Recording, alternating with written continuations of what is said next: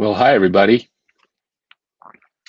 This is I'm Carl Binder, CEO of the Performance Thinking Network, and I'm happy to have you all here. This is our first Performance Thinking webinar. So we're new at this. I'm sure there'll be some glitches. I'm sure there'll be issues that come up, and we're hoping that you'll give us feedback about it. You can see I'm speaking from beautiful Bainbridge Island near Seattle with my COVID-19 haircut. And this is the first time, as I say, that we've done this this kind of a webinar or use this platform, which is Webinar Jam. And I highly recommend it for anybody who is interested in doing webinars. It's a very nice platform. There's a lot of ins and outs. We're still learning about them. My trusted manager of special projects, Joanne, is in the background here and paying attention to stuff. So if we have any big glitches, I think she'll help me handle that. You know, this is pretty exciting from my perspective because I've been in the performance improvement field for, shockingly, 45 years, and plus or minus. And I've studied with some great people, and I've learned a lot from clients. And most of the work, most of the R&D, if you will, that we've done over the years has been with clients in a lot of different contexts. And what we're going to talk about today really is stuff that many of you might already know about. I know I saw in the registration list some old friends and colleagues, some new folks. And so for some of you, this might be kind of old hat, especially if you've been through our programs. But what I'm going to try to provide is some background about the origins of performance thinking, something that a colleague of ours recently called a superpower. And we think what we have here is unique. And we're sort of at a point where we now have a pretty robust set of applications and programs, and we really want to tell more people about it. And so I'm going to give you a little bit of background and history, and then I'm going to talk about applications, and then I'll have a few stories. And we're planning on about an hour, and I imagine that if you set aside time for this, you might have set aside an hour. So I'm going to try to leave about 10 to 15 minutes at the end, at least, for questions and discussion. And frankly, if people have more questions, and I will encourage you to use the chat box, I'm hoping that you know, we can answer everything. So it's cool to see everybody here in the chat box. Thanks for introducing yourselves. Lots of familiar names. With that, let me go to our slides because I am going to use slides to present this content. And I think you probably already saw the first slide. This is actually a picture that I took just a walk from my house in the Battle Creek Park, excuse me, Battle Point Park by my home. That's a observatory, and I just thought it was kind of a pretty picture to show you a little bit of where our headquarters is. I want to talk a little bit to start about the future webinars, because as I said, this is the beginning, and I'm sure we'll get better as we do this. And we have some titles and topics planned. Our next one is going to be about sales enablement. How do you enable sales forces? And we think we have a unique solution to that. Some of you may have zero interest in that, but we think there'll be a lot of folks who are interested. We're going to probably have some fun with the second topic. We did a session at our, I think, 9th annual Summer Institute a few years ago on this, and we're going to expand on a little bit. The notion that relationships, both in your personal life and your professional life, are actually valuable accomplishments. And we have a way of thinking about that with our performance thinking approach that you might find useful and interesting. I'm sure we'll have at least one session about leadership and management, probably multiple ones. We're sort of really launching a new business unit devoted to applied behavior analysis companies and behavioral health, led by our colleague Shane Isley. And so I think we're going to get together and do a session, one of these webinars, in the next few months. We're going to talk about coaching and how our approach, which is accomplishment based, is different. And there's a lot more topics that I'm sure we'll address. The one on October 21st, as I say, is going to be about sales enablement. And one of the things I should let you know is this one's going to be me running solo. But in the future, we really hope to have more conversational sessions.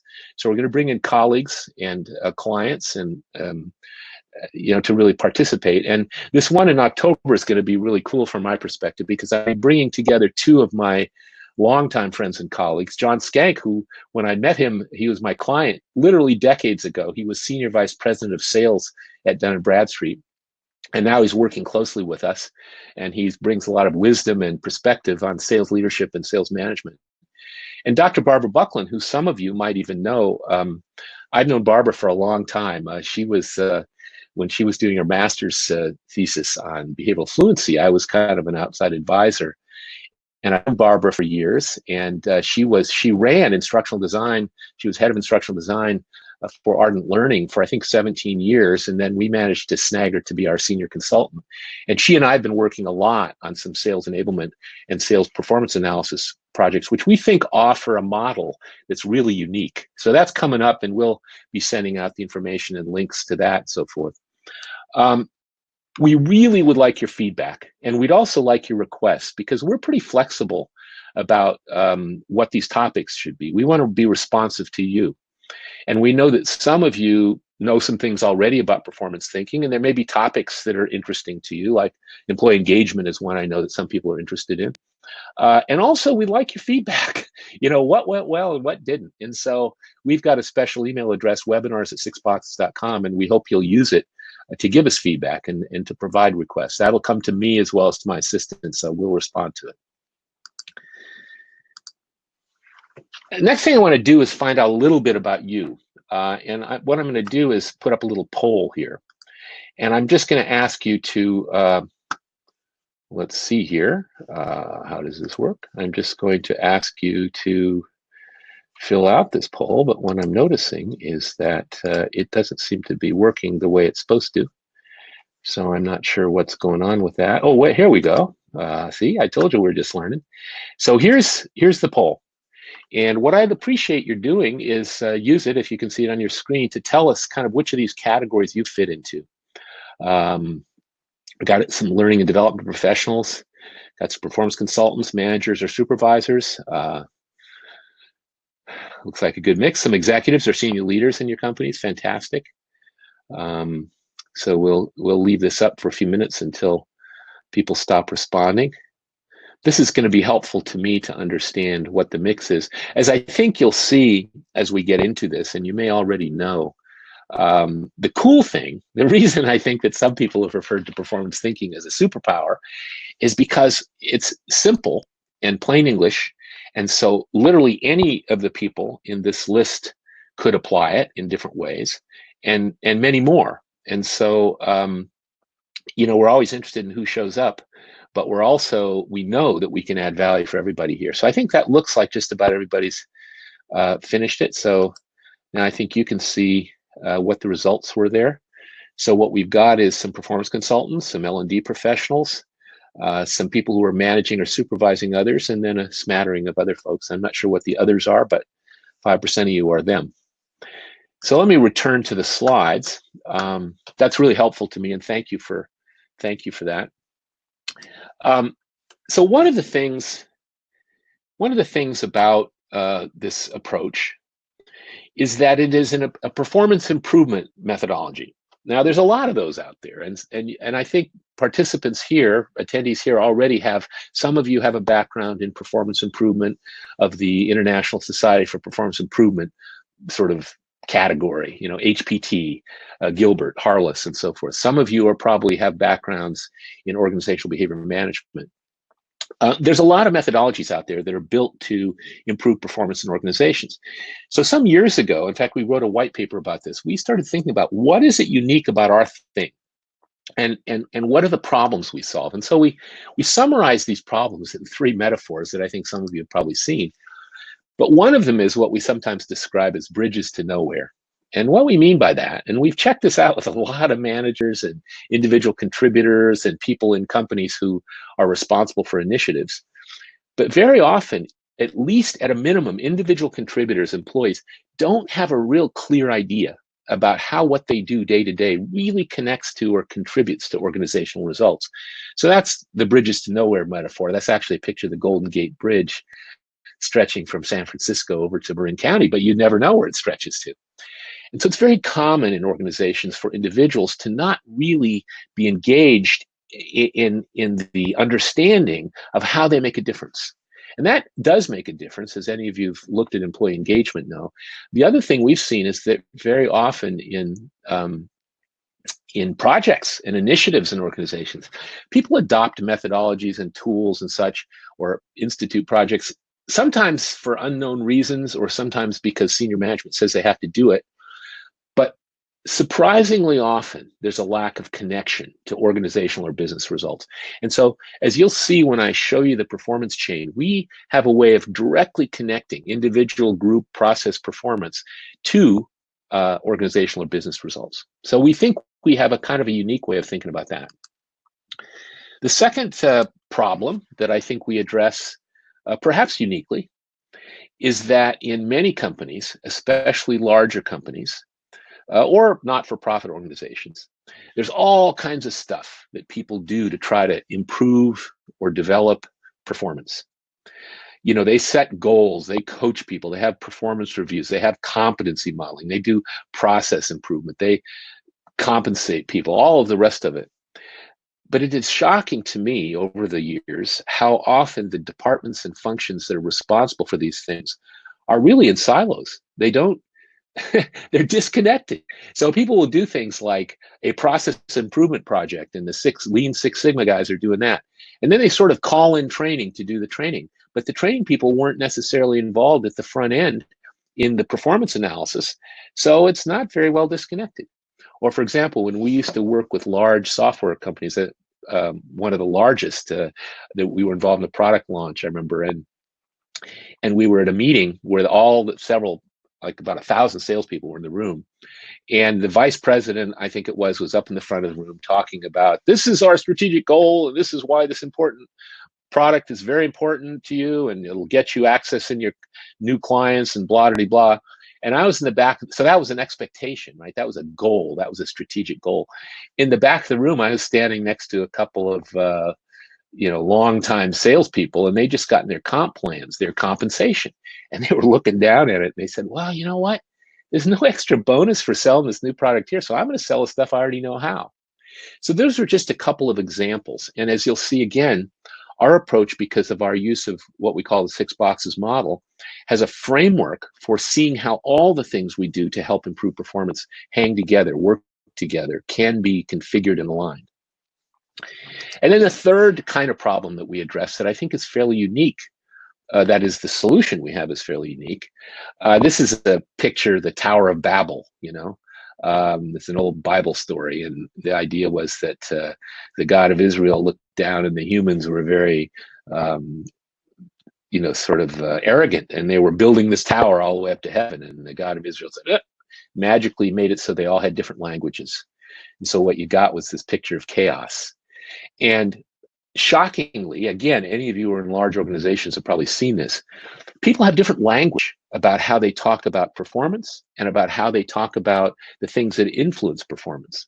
So you've got executive speak, and you got frontline factory supervisor speak, and you got the people who are doing organizational development or strategic planning or training and development or coaching, and they've all got different jargon. And so what it means is it's really hard for people to collaborate. And we have, as you'll see, these 2 simple models in 21 plain English words that anybody at any level and any function can use. So I present these 3 things only because they set a context for what I think we, with performance thinking, have discovered we can almost uniquely address.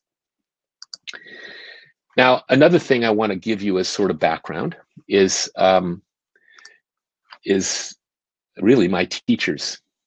Now, I'm a pretty old guy. I was 71 yesterday. It was my birthday. And these guys were all literally my teachers and mentors. And I learned from them. And the work that we do here, not just me, but my colleagues and the team that we're putting together and growing, have all been influenced in one way or the other by these people. And performance thinking has, without a doubt, been affected. So Dr. Skinner, with whom I had the great privilege of studying when I was first a doctoral student at Harvard in the early 70s, he taught me a lot.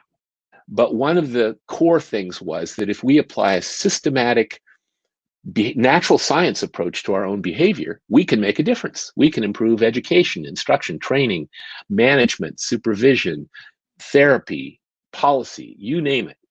And so Skinner left us all with a great deal, and the other three people on this list were influenced by him, as were many others. But that was something that Dr. Skinner gave certainly to our work, because my work in the Performance Thinking Network and really my whole career has been about trying to take behavior science into practical application. And so my colleagues here, like Shane Isley and Barbara Buckland and Austin Siebert and the other folks working with us, are similarly inspired by the work of behavior science that started with B.F. Skinner. Tom Gilbert was another friend and mentor. Tom was an iconoclast, and you'll be seeing how core parts of what we do come from Tom Gilbert. And I notice a few of you got questions, which I really appreciate. I'm probably going to wait till the end to respond to them, but I appreciate that you've marked them as that, because that way I think we'll be able to cover them. So Gilbert, he brought a lot to the table, and we'll be talking specifically about this, but he brought what he described, he brought this, the behavior science, if you will, into the world of work. He did a short stint as a postdoc, I believe, at the Office of Program Instruction when Skinner and Holland were sort of creating program instruction. Gilbert is known to some people as a contributor to the field of instructional design. But my contact with him, starting in the early 80s, when I met him and spent time with him, was really around performance engineering, as he described it. And we'll talk about him quite a bit. Joe Harless, who is somebody that you may or may not know about, but you will probably be hearing more about Harless in subsequent webinars, because when he retired, he focused his performance improvement methodology on schools and educational applications with some pretty profound results. But what Harless did is he took Gilbert's work and in a certain way systematized it and packaged it and made it so it could be systematically taught and given to a lot of other people. So he went into large organizations, and I think there's a few people in this group who certainly knew Joe, but also perhaps who learned his front-end analysis or his accomplishment-based curriculum development or his job aids methodologies. And he learned how to package and also monetize performance improvement. And he was a big influence and coach to me. In fact, he used to say before he passed that he was interested in my experiment, because he had a very detailed approach to performance improvement with job aids and all the rest of it. We instead have a really crisp language that's simple and some simple tools, but there's a lot of creativity and frankly opportunity for having different results. So there are pluses and minuses. Anyway, finally, Og Lindsley, who was my mentor and friend for 30 years. I learned an enormous amount from Lindsley. He was one of B.F. Skinner's most important PhDs. He brought behavior science into the laboratory, and then he went from the laboratory into education and created precision teaching. And I was an early contributor to that in the 70s. And at the late 70s, Og sort of kicked me out of precision teaching and said, I want you to go into business. And there's a lot I learned from him, and measurement is one of the things. We won't talk much about it, but we do focus on countable things, which is something he talked about. But he also was a big influence with respect to the use of plain English, because when he moved from laboratory science at Harvard Medical School into education at Kansas University, he was working with teachers who didn't have any background in behavior science. So he made a concerted effort to create plain English language that was communicated the same things as the behavior science language, but was accessible to people. He also did another very important thing. He was an early adopter of the Apple II computer in the late 70s, early 80s. And he was something like number 300 and something Apple II computer purchaser. And he turned me on to Steve Jobs back in the late 70s. And I paid a lot of attention to Steve Jobs for his whole career. I've probably read everything by and about Steve. And although I never met him, what he communicated to me was simplicity. And if you think about what Jobs did, when he took what was a hobbyist sort of gizmo, soldered together thing that people were doing in creating sort of hobbyist computers, and he put it all together with Steve Wozniak and a few others in a box. that you could have in your kitchen and put your recipes on, or you could do your accounting on, and it was a consumer product. He created a simplicity of user experience and packaging, which was profound.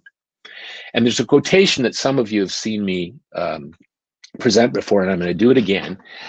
This is a quotation from Steve, and I got it from this great book that's an easy read, but it's really, I highly recommend it to you. It's called Insanely Simple by Ken Segall. And Ken had another book like this too, but Segall worked with Jobs both at Apple Computer and at Next Computer. And what Steve Jobs said, I can read it for you, you can read it yourself, but he says, when you start looking at a problem, and it seems really simple with all these simple solutions, you really don't understand the complexity of the problem. It's kind of like performance in organizations. And then you get into the problem and you see it's really complicated. And you come up with all these convoluted solutions. And that's sort of the middle. And it's where most people stop. And the solutions tend to work for a while, but you can keep on going and find the key underlying principle of the problem and come up with a beautiful, elegant solution that works. So this quotation has been an inspiration to me for years, because essentially the work that we've done at the Performance Thinking Network over the last 15 years has been to take relatively complex behavior science, performance engineering, human resource development, talent development, instructional design, and not make them simplistic, but integrate and boil them down to a framework which is, we think, can cut through the complexity of performance. So Steve was a big influence on this. So the trouble is, in contrast to this, that performance improvement as a field, whether it's the organizational behavior management flavor or the human performance improvement flavor or the human performance technology flavor, has always been complicated. And I like to represent this with models. This is just a few of them. We've had thought leaders in the field for decades who had their models, and they're all good. There's nothing wrong with any of them, but you look at them and they're a little bit complicated. And of course, here was my favorite one for years, the human performance technology model.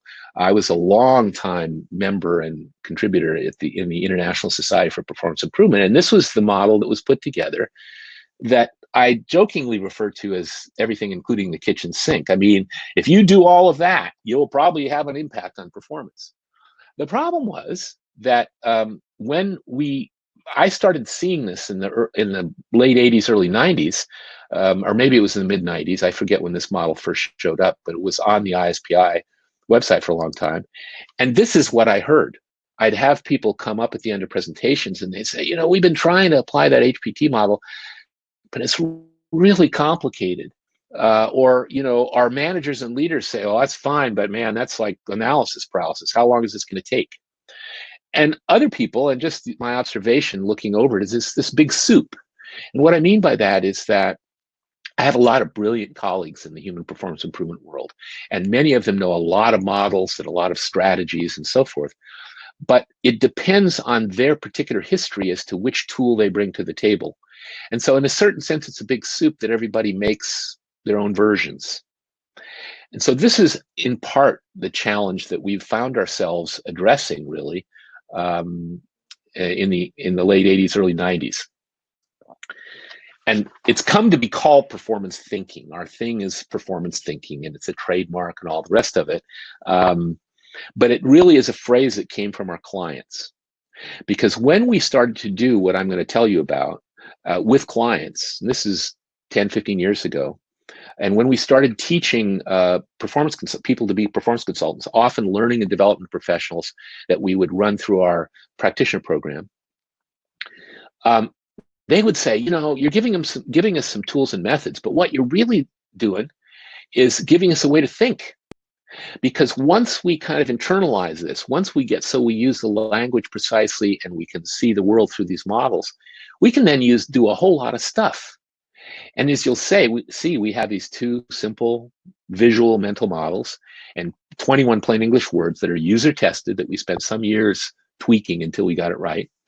And with this simple approach, people can analyze and improve performance no matter what their role, their level, their function. They can communicate in plain English across those silos and levels.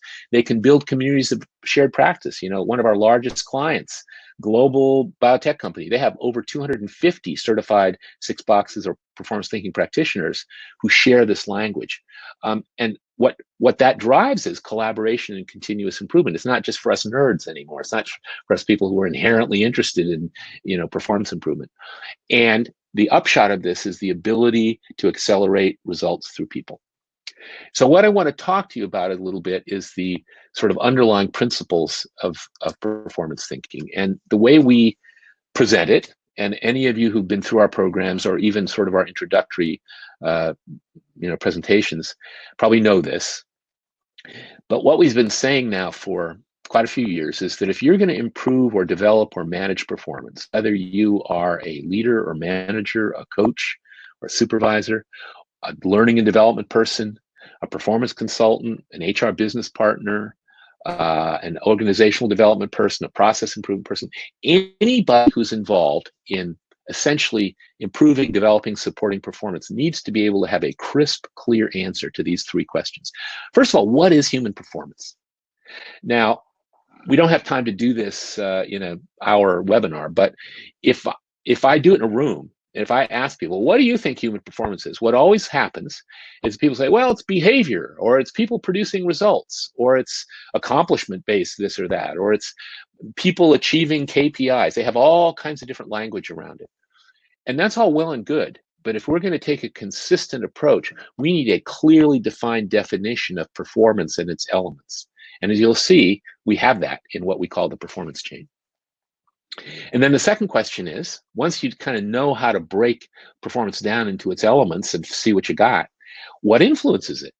And, you know, to some extent, it depends on what book or magazine or version of Chief Learning Officer you've read, you know, recently, or, publication, because everybody has all kinds of things about what influences performance.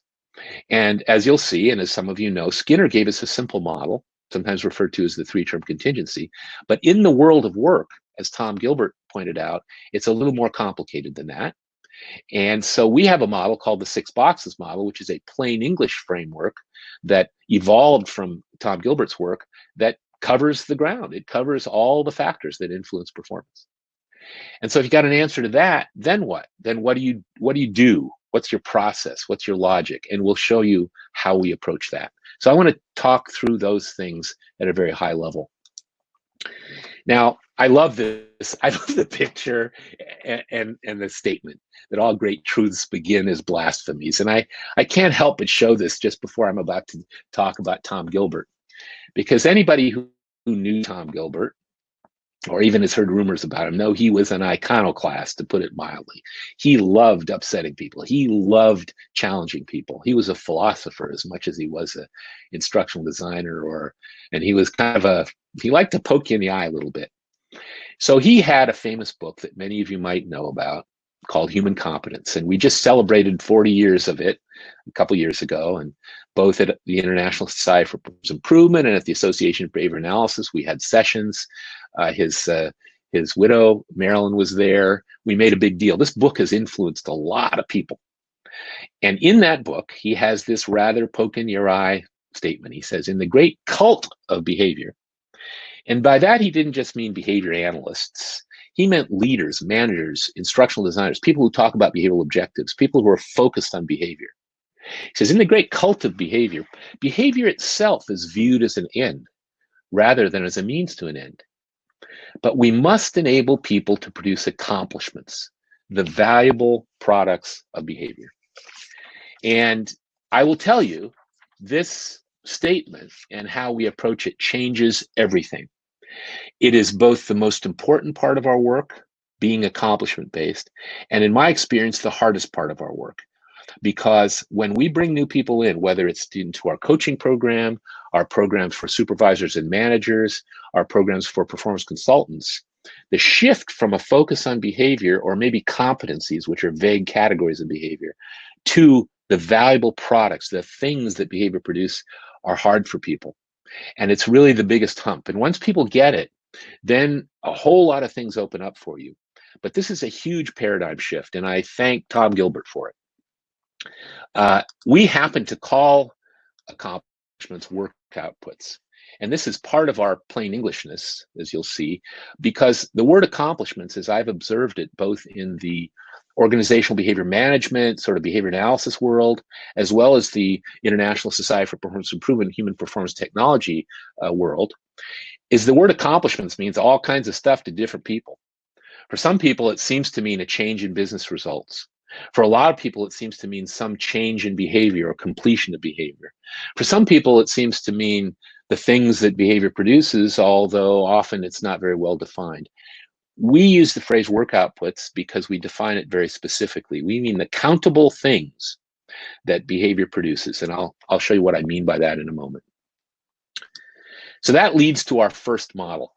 First of our two simple models, and we call it the performance chain, and it answers the question, what is human performance?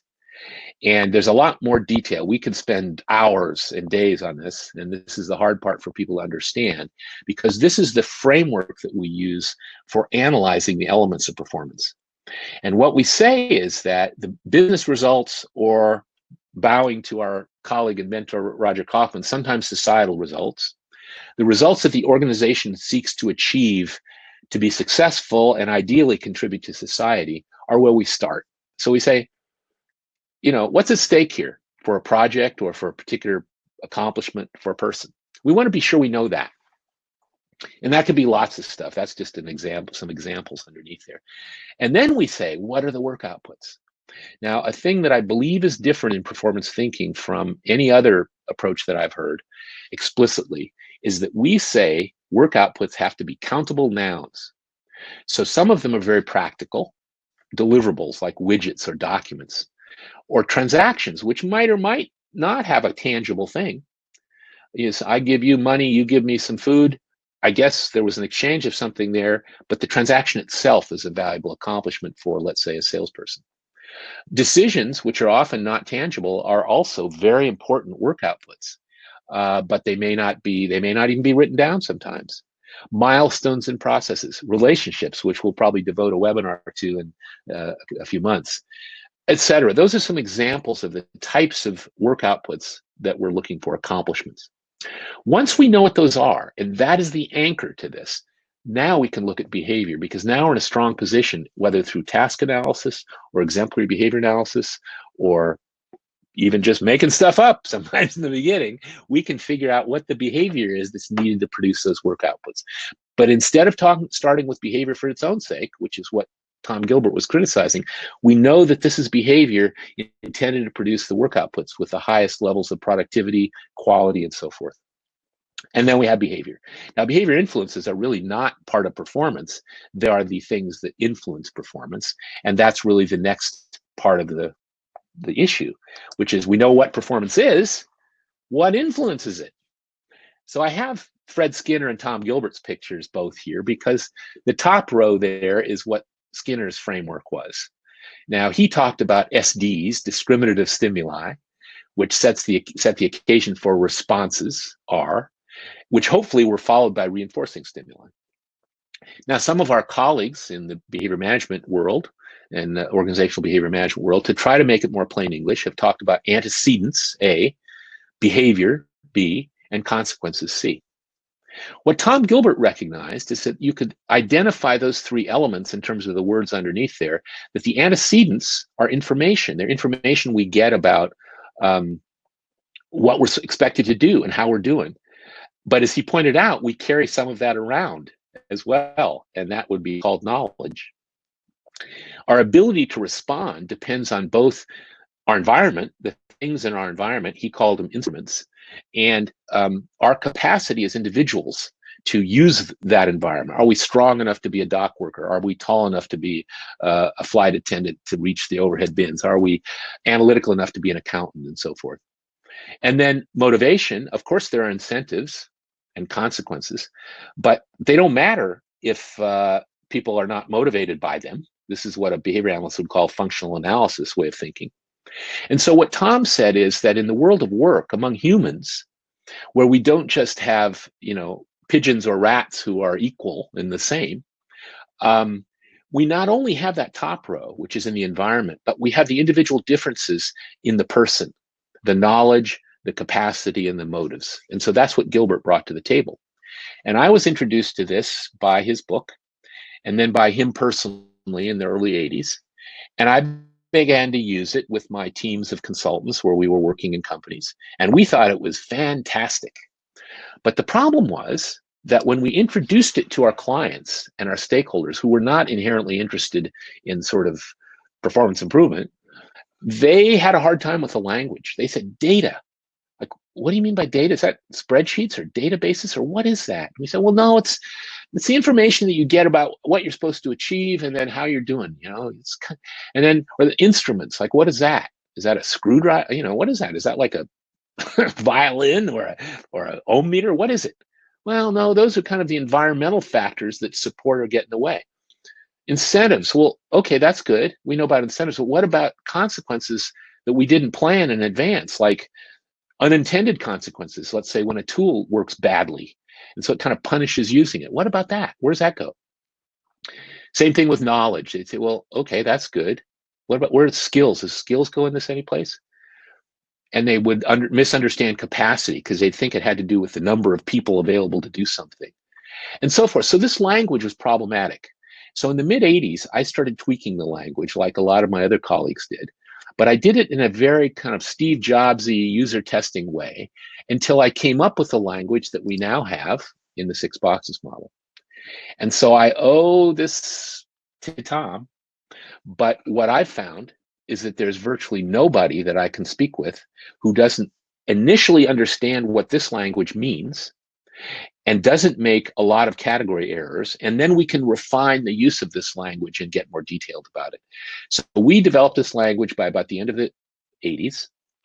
And I think about 1991, my late friend and colleague, Tom Hogan, who was then, he was also at Dun & Bradstreet, he was head of sales training. And he was sitting in the back of the room and I was saying, oh, this is from Tom Gilbert, but it's kind of different language. And he said, well, why don't you just call it the 6 boxes? You always talk about those boxes. So we did.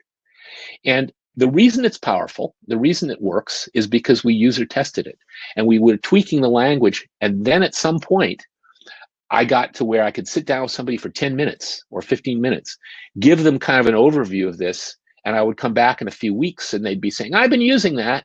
And they weren't doing sophisticated performance improvement, but they were using it appropriately. So that's the answer to the question, what influences human performance? And then finally, okay, what do you do? So we have what we call performance improvement logic. And it's not a rigid sequence, but it is a sequence of essentially dependencies. Because in the beginning, whether we're working with an individual to identify something to improve in their performance or develop or manage, or whether we're working on a big project, we want to know what's at stake for the organization. And once we know that, we want to say, okay, what are the work outputs that contribute to that? How do we define the performance we're looking at in customer service or sales or factory maintenance or some other job or, therapeutic or educational interventions? What are the work outputs here? What are the things that contribute to business results? And what is the relationship to business results? And that's the hard part because we have to get pretty detailed and concrete about it. And then we say, okay, now let's look at the behavior. What's the behavior needed to produce those outputs? And if we have access to really super performers and average performers, we can do what Tom Gilbert talked about as exemplary performer analysis and find out not just behavior that will produce those outputs, but the little tricks that top people have that will let them produce them at a higher level of quality, productivity, et cetera. Once we've defined those 3 elements of performance, then we say, hey, the only things we could be measuring here are either going to be organizational level business results, work outputs of individuals, teams, or processes, or the behavior for producing those. And there's a whole discussion around that we don't have time for, but that frames what you can potentially measure. Once you've defined your performance and measurement, now you're in a position to use the 6 boxes. And we take a kind of a design thinking approach to this, where we use this framework to analyze what's working and what's not. We then brainstorm possible improvements, and then with our stakeholders, ideally we choose behavior influences, which may still not be the full answer because we want to take an agile approach. So we implement whatever that set of behavior influences is, we measure, and ideally we adjust for continuous improvement. So that's the logic we teach people. Now, it turns out that anybody can use it. So we got people doing things like lean process improvement, as teams in the factory there, and they can use this to problem solve. Or we got executives who are executing strategic plans and they're trying to define the big accomplishments that their people need to produce and break those down in such a way that they can actually drive, manage, lead execution. Or we got performance consultants or training designers or managers or coaches or HR business partners. These people can all use that framework in ways that work for them. And so this is probably too small for you to see if you've got a small screen, but 15 years ago, when we started this, when we had this vision of what we could do, we had a much shorter list. But what we said is these things down the left, what we're calling performance thinking applications, are all things that people can do. And the people are the orange categories across the top there.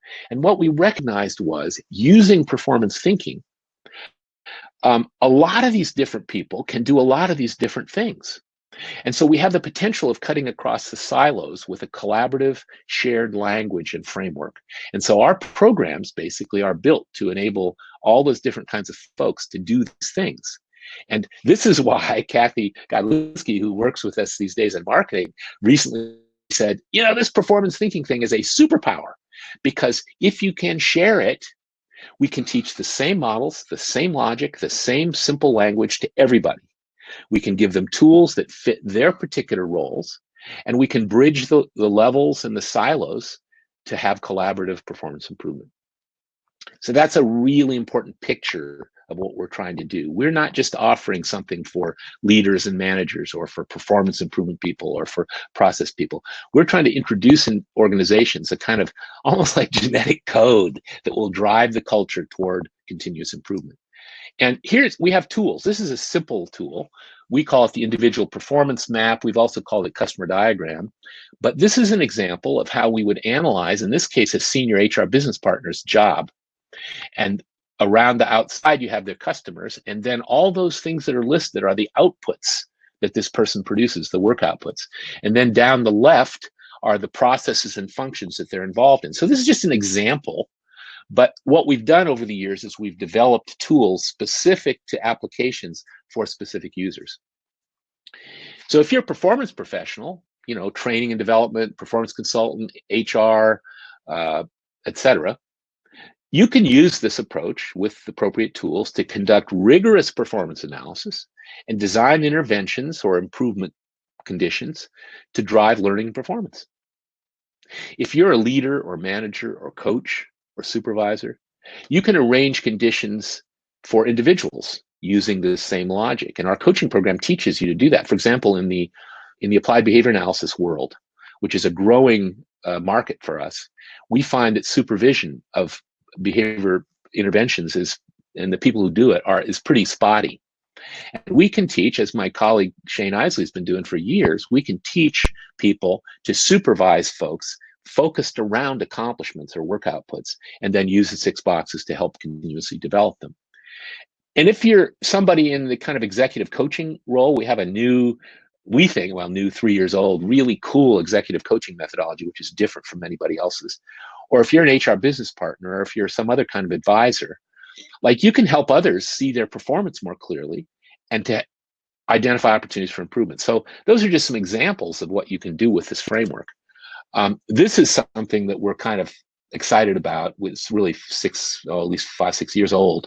But one of the things we began to do, and we'll talk about this in the later webinars, when we looked at what leaders and managers do, and we recognize that what they do, at least as an important part of their job, is arrange conditions to enable the people that work for them to accelerate their contributions to the organization's results.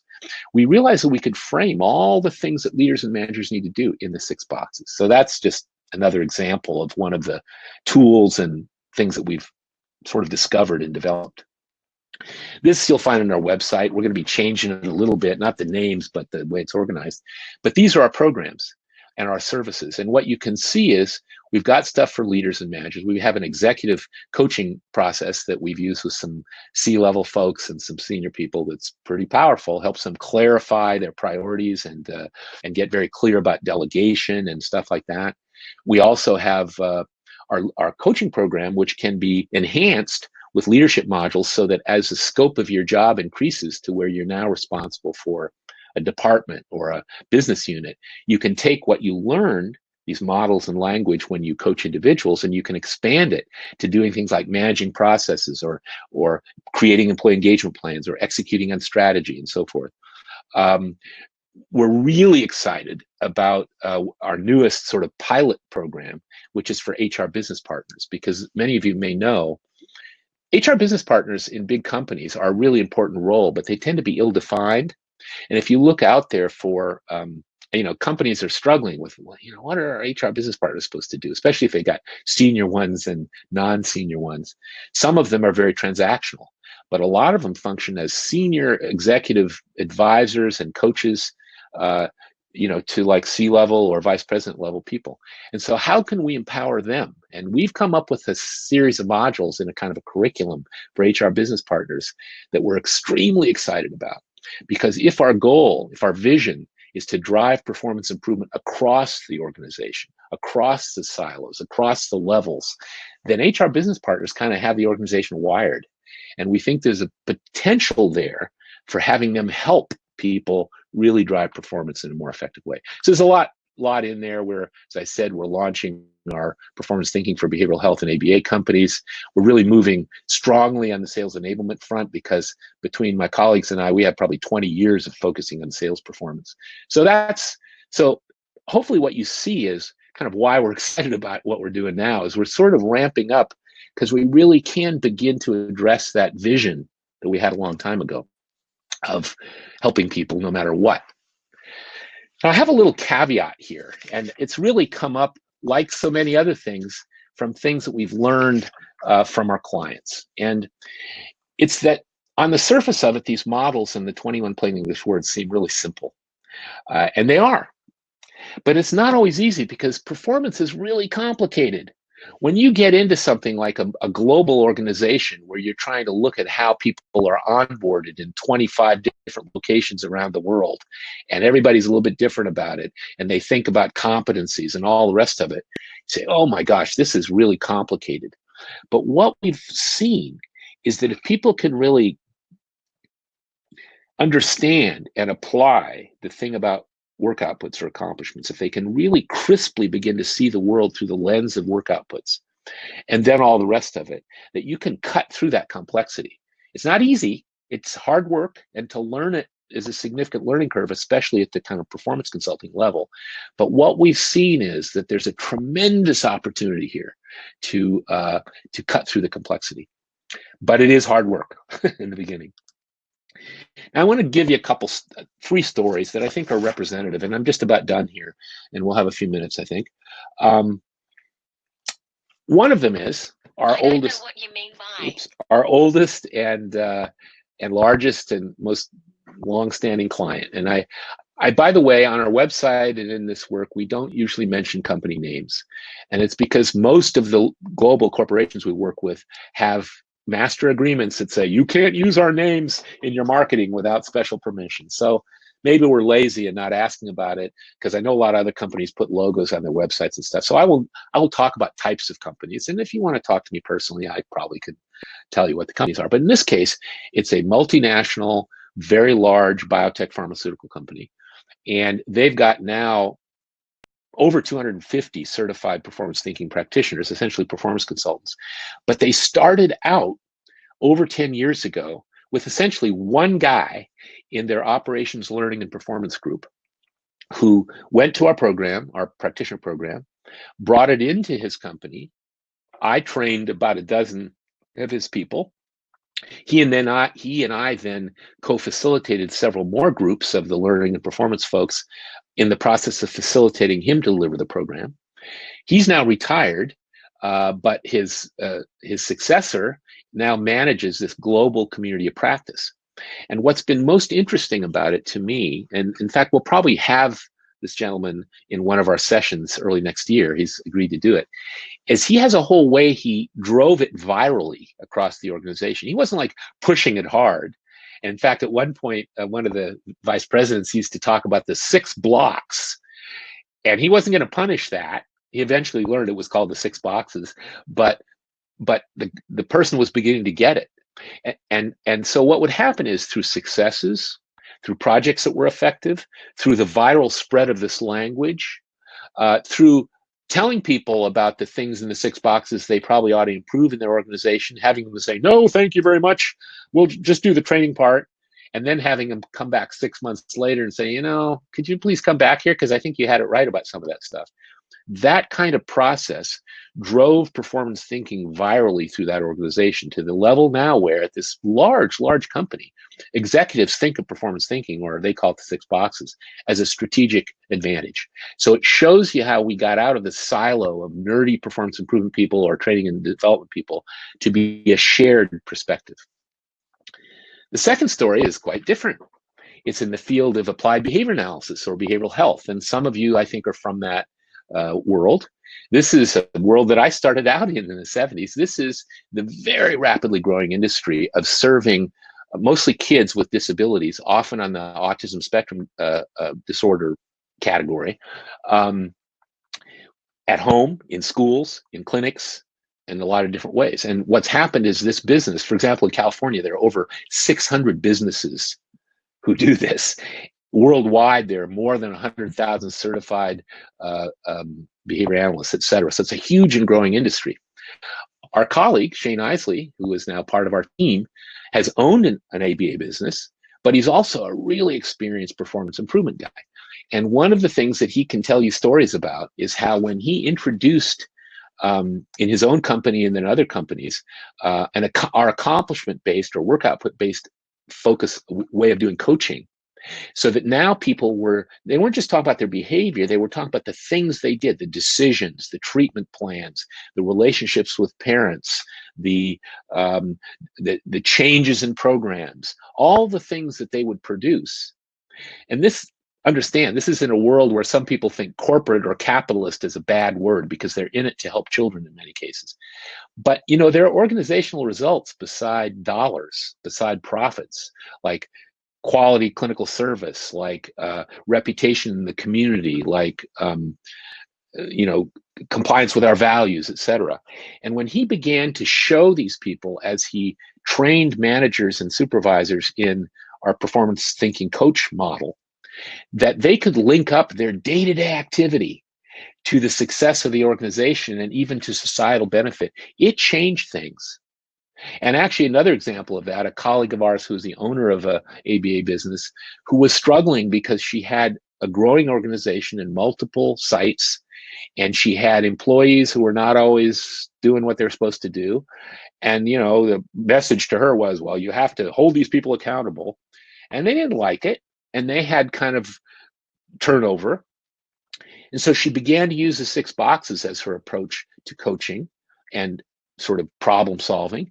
And what she did was, of course, optimized all those conditions to support people's performance so that they made contact with the natural consequences, the natural payoff of their work. And now she's an employer of choice. Now she has high retention. Now it's a whole different story. So that's a very interesting industry where we're kind of working hard to intervene. And then a third example, which is something that I had a company in Boston called Product Knowledge Systems for for over a decade before I moved into this work. But we have a fairly unique approach to sales enablement that my colleagues, John Skank and particularly Barbara Buckland, are working with, where we define for your company, for your industry, for your product, what the successful milestones and progress indicators at a fairly fine-grained level that we learn by interviewing and observing your top people. And then we capture from them best practices in such a way that we can then arrange conditions and coach people through that. And one of the things we learned, and that's what the little subtitle there is, that when we went out and interviewed salespeople about this, and we were asking them, what do you need to accomplish next? And what's the next milestone? What's the next milestone in their territories, in their accounts, in their relationships with their customers? They said, well, when my manager comes out, he's got this whole behavioral checklist that he follows, and I do all the stuff I know she or he is going to expect me to do.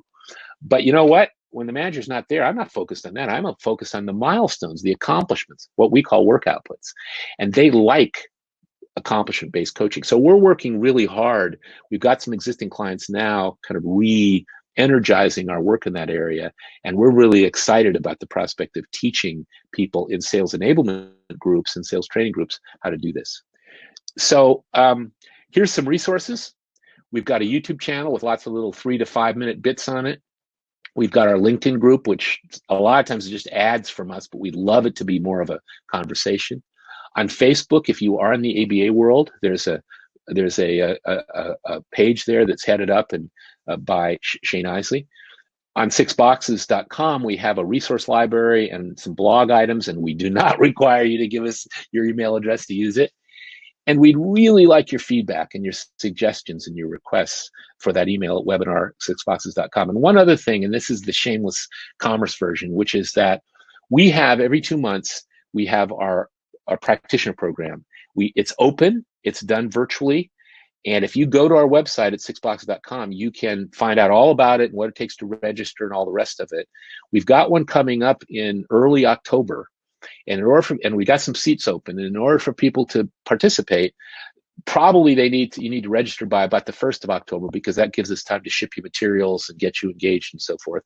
But I really recommend it to anybody who wants to try this. Our performance thinking practitioner program is sort of the mother of our programs, and you will learn in great depth, and we will coach you through projects. So that's the shameless commerce thing. I wonder if we can go to the chat room and I can respond to some of your questions and stuff. So I'm going to look at the ones we already have. So Roger, we do start with business results. We start, generally, there's different levels of it, but for many years, we didn't say it that way, because our experience was with performance consultants in organizations who were already there, they pretty much knew what the business results were that were of concern. So what they practically did is they would begin with their stakeholders and their clients to define the performance in terms of work outputs or accomplishments, and then they'd move from there. But 2 things. One is, even if you're in an organization and somebody calls you in to do a project, you better know what's at stake. You may think you already know, but you better have that conversation. And certainly if it's a new client, you better know what is at stake. Is it employee engagement? Is it customer satisfaction? Is it market share? Is it revenue? What is it? And we try to get to the organizational level results, because then when we then go to work outputs, we want to be sure that we can link every work output credibly to some business result. So we really do start with business results. A good question, though. Good comment, Roger, about Detterline Rosenberg. I wasn't sure where that all started out. I think it's a powerful model. It's just that I got so much feedback for so many years from people in training and development companies, even had it on the wall, and they said, this is way too complicated for us. Debbie Roof, when you say you can't see the results. Oh, you mean you can't see the results of the poll? Oh, I apologize for that. Let me see if I can pull those out again.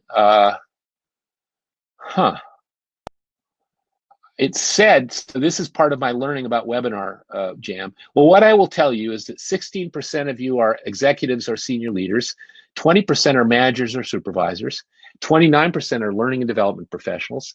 I think there's one process person in the room. 24% are performance consultants. There's no HR, well, maybe there's one HR business partner and there's a couple of others. So I apologize. We got to problem solve that and figure out why you couldn't see the results, and I apologize for that. Don Gibson, no, the slides will not be available, but you will get a link so you can watch this webinar as many times as you want. Yes, it will be recorded for your use. You should get, and this is, again, we're trying to be sure that Webinar Jam does what it's supposed to do. And it's supposed to send you out automatically a thing that says, hey, thanks for coming to the webinar. Here's a link to the recording. I think it might take a few hours or a day or something for it to all get, rendered.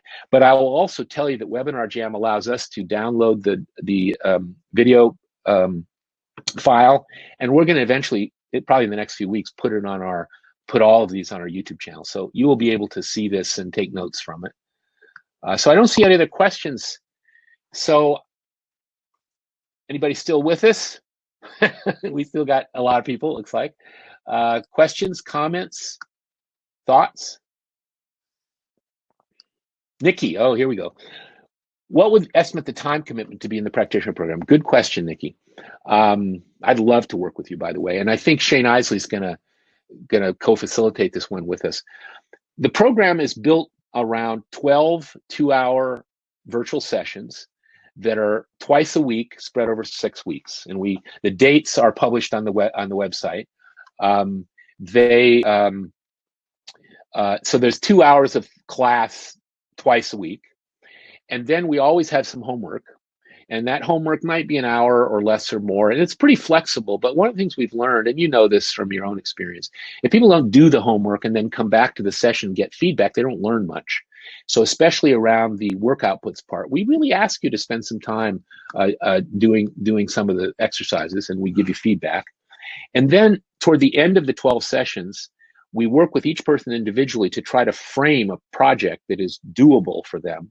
And then we have a series of 5 coaching sessions, usually small group sessions, spread over however many months it takes people to get their projects done, where we step you through it to be sure you don't sort of go off course.